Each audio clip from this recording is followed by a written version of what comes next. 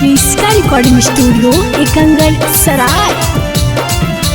होली मेला भर के खाड़े धोखा देनी। होली मेला भर के खाड़े धोखा देनी। Presented by Kriska films. अगे बार फागुन भातारे के मौका देनी गे। होली मेला भर के खाड़े धोखा देनी। अगे बार फागुन भातारे के मौका देनी गे। होली मेला भर के खाड़े धोखा देनी। अगे होली मेला भर के खाड़े धोखा देनी गे। होली मेला भर के खाड़े धोखा देनी। बार फागुन भातारे के मौका देनी गे। होली मेला भर के खाड़े धोखा देनी। अगे बार फागुन भातारे के मौका देनी गे। होली मेला भर के खाड़े धोखा देनी।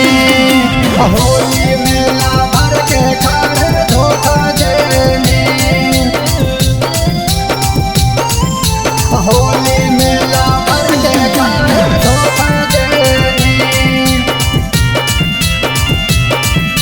होली मेला भर के खाड़े धोखा देनी।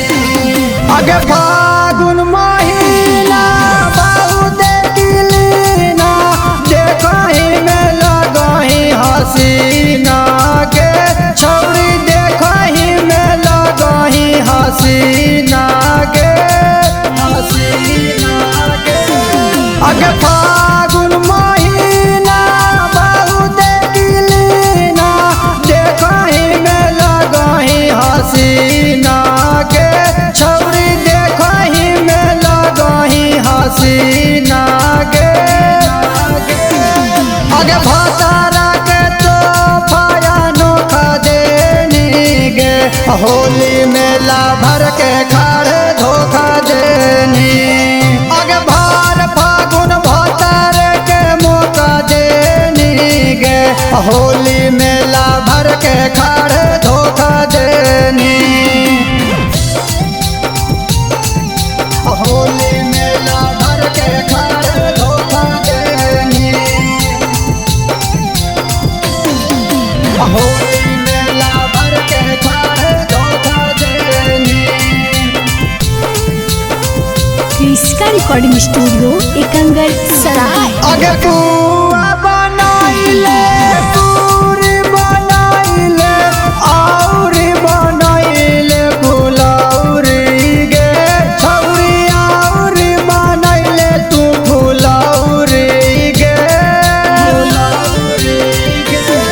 अगे कुआ बनाइले पूरी बनाइले और बनाइले तू फुलौरी गे। छौरी और बनाइले तू फुलौरी गे। अगे भातारा के खैला भाता चोखा देनी गे। होली मेला भर के खाड़े धोखा देनी। अगे सुनीले पर दुमन के तू मौका देनी गे। होली मेला भर के खाड़े धोखा देनी। अगे भार फागुन भातारे के मौका देनी गे। होली मेला भर के खाड़े धोखा देनी।